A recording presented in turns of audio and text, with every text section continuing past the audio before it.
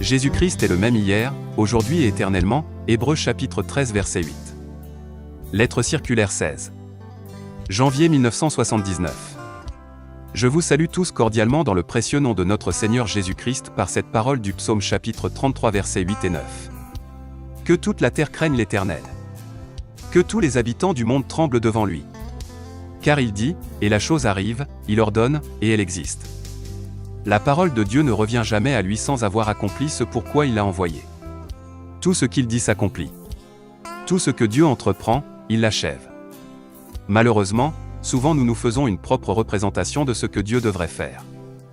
C'est pourquoi nous voulons prendre à cœur ce qui est dit dans ce psaume, c'est-à-dire, avoir la crainte du Seigneur afin qu'il puisse mener à bien son œuvre. Seul ce qu'il dit s'accomplit, seul ce qu'il a commandé subsistera. Les paroles des hommes sont sans force, alors que la parole de Dieu a une pleine autorité. Aucun des desseins humains n'a de valeur devant Dieu, aussi loyaux et bien intentionnés qu'ils soient. Il est écrit, les desseins de l'Éternel subsistent à toujours, psaume chapitre 33 verset 11. Nous devons nous appliquer à reconnaître la volonté de Dieu et nous efforcer de l'accomplir, et nous voulons nous écrier comme le psalmiste, « Lève-toi, Éternel, ô Dieu, lève ta main. » N'oublie pas les malheureux. Tu regardes cependant, car tu vois la peine et la souffrance, pour prendre en main leur cause, c'est à toi que s'abandonne le malheureux, c'est toi qui viens en aide à l'orphelin. Psaume chapitre 10 versets 12 et 14. Quelle merveilleuse parole! Car aucun croyant n'est assez fort par lui-même. Nous dépendons tous du secours de Dieu.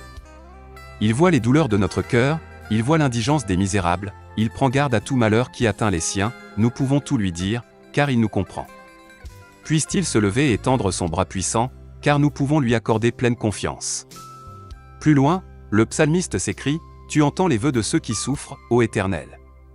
Tu affermis leur cœur, tu prêtes l'oreille » psaume 10 verset 17. Celui qui passe par de dures épreuves ne peut quelquefois pas saisir cela, et il s'écrie dans son découragement, « Le Seigneur ne se soucie pas de ces choses. » Et pourtant, la parole de Dieu demeure éternellement vraie. Il discerne et comprend les désirs des misérables, il écoute leur appel à l'aide et leur donne du courage. Il l'a souvent fait, et il le fera jusqu'à la fin. En rapport avec cela, nous pensons à la parole du prophète Ésaïe qui comparait les croyants aux aigles, lesquels ne sont pas soumis aux lois terrestres, et peuvent prendre leur essor vers les cieux. Notre vie rend témoignage de ce que nous sommes réellement. En Jésus-Christ, nous avons une pleine délivrance et nous sommes destinés par Dieu aux desseins les plus élevés. Nous devons prendre conscience de cela. Dieu a pour l'Église une tâche particulière, c'est la continuation du service que Jésus-Christ a commencé, la proclamation du même évangile, du même message que Christ et les apôtres ont annoncé. Que la même puissance de Dieu puisse donc être manifestée, et de la même manière. L'Église constitue le corps du Seigneur, et elle est l'instrument entre les mains de Dieu par lequel il agit sur la terre. Jusqu'à la fin, elle exécutera le même ordre de mission et la même tâche divine. Il s'agit de réaliser le plan du salut divin. Les projets particuliers que nous avons conçus ne sont que des obstacles à cette réalisation. Ce que nous désirons voir, c'est l'œuvre de Dieu en action au milieu de nous. Les propositions faites avec les meilleures intentions ne comptent pas, à moins que nous ne nous tenions sous l'inspiration du Saint-Esprit, et ne reconnaissions par révélation divine ce que Dieu veut. Point de vue prophétique. Qu'il n'y ait pas parmi vous un grand nombre de personnes qui se mettent à enseigner, Jacques chapitre 3 verset 1. C'est ce que nous dit Jacques. De la même manière, nous pourrions faire remarquer que rares sont ceux qui peuvent accomplir un ministère prophétique. La parole prophétique doit être touchée avec circonspection. La lettre seule ne suffit pas, car on peut mal la comprendre, si l'on n'est pas sous la direction du Saint-Esprit. Avant de pouvoir accomplir une tâche, on doit avoir été désigné par Dieu à cet effet. Ce n'est que lorsque nous prenons la place que Dieu nous a donnée que nous pouvons aussi accomplir la tâche qui nous a été attribuée. Nous devons constamment nous éprouver pour savoir si c'est le Saint-Esprit qui agit, ou bien si c'est un esprit religieux. Chaque fois que le Saint-Esprit est à l'œuvre dans l'Église, Jésus-Christ est glorifié, et les fruits de l'Esprit sont manifestés. Aucune manifestation des dons de l'Esprit, ou aucun ministère suscité par l'Esprit de Dieu, ne peut être exercé sans que les fruits de l'Esprit ne soient manifestés au travers d'eux. Nous vivons dans un temps où n'importe quoi est désigné comme venant de Dieu ou de l'Esprit.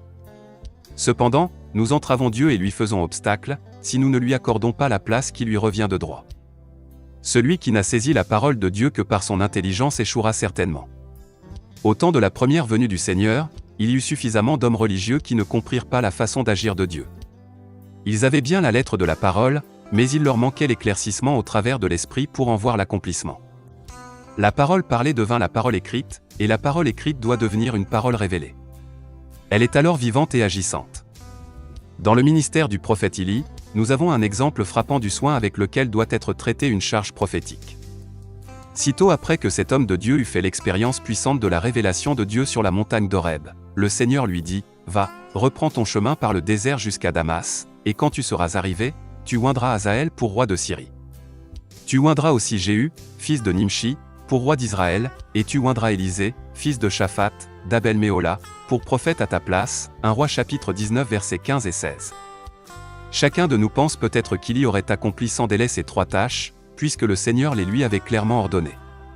Qui donc aurait pensé que, sur les 3 choses ordonnées, il n'en aurait accompli qu'une seule? C'est pourtant bien plus tard, pendant le ministère d'Élisée, alors qu'Élie était depuis longtemps entré dans la gloire, qu'Hazaël fut oint roi de Syrie, et Jéhu roi d'Israël. On peut lire cela dans 2 Rois chapitres 8 et 9.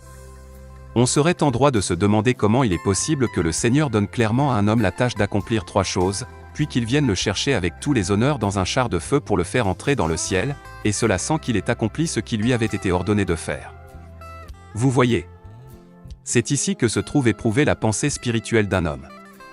Ainsi qu'il est écrit, qui donc a reconnu la pensée du Seigneur, ou qui a été son conseiller? Le même esprit qui reposait sur Élie, reposait aussi sur Élisée, et le service qu'Élie avait à accomplir fut poursuivi par Élisée. Quelquefois, Dieu a parlé de certaines choses au passé, alors que celles-ci se situaient dans un lointain avenir, voyez Ésaïe chapitre 53. Chaque parole que Dieu a prononcée s'accomplira, bien qu'elle puisse s'accomplir d'une autre manière que celle à laquelle nous nous serions attendus sur le moment. Nous demeurons souvent sous le coup de ce que le Seigneur a dit quelque chose, et nous pensons que cela doit s'accomplir au moment même, et avec tout cela, la chose arrive dans un autre temps, et de manière complètement différente que nous l'avions prévu. Oh, combien nous devons être particulièrement scrupuleux à l'égard de la parole prophétique et du ministère prophétique. Pour ce qui est des prophéties bibliques, les Juifs d'alors les ont manquées, malgré qu'ils en attendaient avec impatience l'accomplissement. Au retour du Seigneur Jésus-Christ, cela est pareil. Il en va de même en ce qui concerne le ministère prophétique dans l'Église, il faut abandonner toute chose à Dieu qui seul a la vue d'ensemble sur le tout, et il agira selon sa volonté et son conseil éternel. Déclaration du Seigneur. En rapport avec la parole écrite, il doit nous être montré combien il est important de voir toutes choses dans le temps juste, à la juste lumière et dans le contexte juste. Le Seigneur a catégoriquement donné cet ordre à ses disciples, n'allez pas vers les païens, et n'entrez pas dans les villes des Samaritains, allez plutôt vers les brebis perdues de la maison d'Israël. Matthieu chapitre 10 versets 5 et 6. Le Seigneur lui-même s'en est tenu à cet ordre. Jésus, étant parti de là, se retira dans le territoire de Tyr et de Sidon. Et voici, une femme cananéenne, qui venait de ces contrées, lui cria, « Aie pitié de moi, Seigneur, fils de David. Ma fille est cruellement tourmentée par le démon. » Il ne lui répondit pas un mot, et ses disciples s'approchèrent, et lui dirent avec instance, « Renvoie-la, car elle crie derrière nous. » Il répondit, « Je n'ai été envoyé qu'aux brebis perdues de la maison d'Israël. » Matthieu chapitre 15 versets 21 à 24. Le même Seigneur, après sa résurrection, donna l'ordre de mission en disant, « Allez, faites de toutes les nations des disciples. » Matthieu chapitre 28 verset 19. Il n'est plus question ici des Juifs, mais bien de tous les hommes.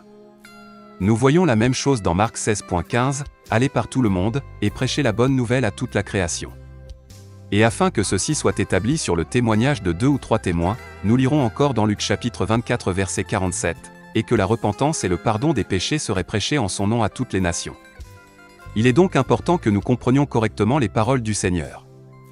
Si quelqu'un ne prend que la première déclaration du Seigneur, il peut conclure que l'Évangile n'est que pour les Juifs. Mais celui qui prend aussi les autres déclarations du Seigneur, reçoit une vue d'ensemble, et comprend que le Seigneur a commencé quelque chose avec les Juifs, et que la délivrance et le salut est pour l'humanité entière. Nous voyons donc qu'il ne suffit pas de dire « il est écrit », mais bien que nous comprenions correctement ce qui est écrit. Un exemple de Paul. Les voies de Dieu pour le salut avaient été profondément révélées à ce grand homme de Dieu. Beaucoup de ces exposés sont encore aujourd'hui un mystère pour certains théologiens. Comprenons-nous ce qu'il veut dire en rapport avec les Juifs, lorsqu'il écrit « En ce qui concerne l'Évangile, ils sont ennemis à cause de vous, mais en ce qui concerne l'élection, ils sont aimés à cause de leur Père » Romains chapitre 11 verset 28. Qui peut comprendre cela? Les mêmes personnes sont appelées des ennemis et des bien-aimés de Dieu tout à la fois. La différence vient seulement du point de vue auquel on se place pour considérer une chose. Lorsque Paul parle des profondeurs de la richesse, de la sagesse et de la science de Dieu, nous pouvons comprendre un peu à quoi il pense. Combien les voies de Dieu sont insondables. Bienheureux l'homme de qui Dieu s'approche, et qui, éclairé par le Saint-Esprit, reconnaît chaque parole dans son contexte juste et de la bonne manière. En résumé, nous pouvons dire que le Seigneur assume la pleine et entière responsabilité pour l'exécution et la réalisation de ses desseins. Ceux qui pensent que frère Branham n'a pas fait tout ce que le Seigneur lui avait commandé feraient mieux d'aller se coucher, et d'abandonner tout cela entre les mains de Dieu. Ce n'est pas notre affaire, mais celle de Dieu de pourvoir à cela. Nous l'avons bien vu dans l'exemple d'Élie et d'Élisée. Dieu fait ce qu'il veut. Il prend les sages dans leur sagesse, et il fait grâce à tous les humbles. Souvent, par souci de l'œuvre de Dieu, nous essayons de nous représenter comment celle-ci doit se poursuivre. Celui qui est spirituel a une confiance illimitée en Dieu, et il sait que le Seigneur achèvera pour le glorieux jour de son retour l'œuvre qu'il a commencée. Jusqu'à quand encore? De toute manière, l'Écriture doit s'accomplir. C'est aussi une des raisons pour lesquelles nous voyons tomber les hommes dans des doctrines qui viennent directement des démons. C'est parce qu'il avait la vue prophétique de cela que l'apôtre Paul a écrit, mais l'Esprit dit expressément que, dans les derniers temps, quelques-uns abandonneront la foi, pour s'attacher à des esprits séducteurs et à des doctrines de démons, 1 Timothée chapitre 4 verset 1. C'est bouleversant d'entendre tout ce qui se passe dans ce monde. Le nombre des églises qui adorent le diable va chaque jour grandissant. Par moquerie, le Notre Père est dit à l'envers, le diable adoré ouvertement, et le soi-disant culte célébré au nom du Père, du Fils et du Saint-Esprit. Jusqu'où ces choses-là iront-elles avant que Dieu ne mette fin à tout cela? Des cultes religieux conduits de la manière la plus folle, trouvent des milliers d'adhérents. Les gens sont possédés par des démons, et ils n'ont plus aucune possibilité de penser clairement, si bien qu'ils tombent facilement dans les doctrines qui proviennent d'en bas. En plus de cela, il y a les diverses formes de religion païenne.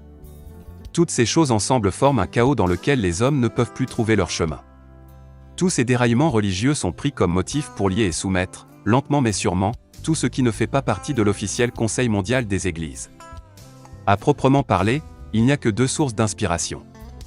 L'une est divine, et l'autre est diabolique. Chaque homme, chaque communauté, tout ce qui est sur la terre, se trouve sous l'influence de l'une ou de l'autre source d'inspiration. L'Église du Dieu vivant se trouve sous l'influence divine et reconnaît la parole de Dieu comme seule mesure ordonnée pour la foi et la doctrine. Tous les autres seront trompés d'une façon ou d'une autre, et ils seront certainement conduits dans l'erreur. C'est à eux que s'applique, en réponse, ce passage biblique, avec toutes sortes de miracles, de signes et de prodiges mensongers, et avec toutes les séductions de l'iniquité pour ceux qui périssent, parce qu'ils n'ont pas reçu l'amour de la vérité pour être sauvés. Aussi Dieu leur envoie une puissance d'égarement, pour qu'ils croient au mensonge, afin que tous ceux qui n'ont pas cru à la vérité, mais qui ont pris plaisir à l'injustice, soient condamnés. 2 Thessaloniciens chapitre 2 versets 9 à 12. Seul celui qui est de la vérité acceptera en lui la vérité de la parole de Dieu, et par l'esprit de vérité, il sera conduit dans tout le conseil de Dieu, et il pourra discerner chaque erreur. Voyage missionnaire. L'année passée a été une des plus grandes, et des plus richement bénies dans le travail missionnaire. Dans le monde entier, des portes demeurent grandes ouvertes. Des églises officielles, comme aussi des églises indépendantes, demandent à entendre le message de Dieu. À Moscou, une des plus grandes églises était remplie de centaines de personnes lors de ma visite. Par la grâce de Dieu, nous avons le message de la parole révélée pour ce temps, le plein évangile de Jésus-Christ. C'est un grand privilège d'entendre ce que l'Esprit dit à l'Église maintenant, alors que nous sommes si près du retour du Seigneur Jésus. Que celui à qui Dieu ouvre les oreilles, qu'il écoute. Pensez à l'œuvre de Dieu dans vos prières. Vœux de bénédiction pour l'année 1979.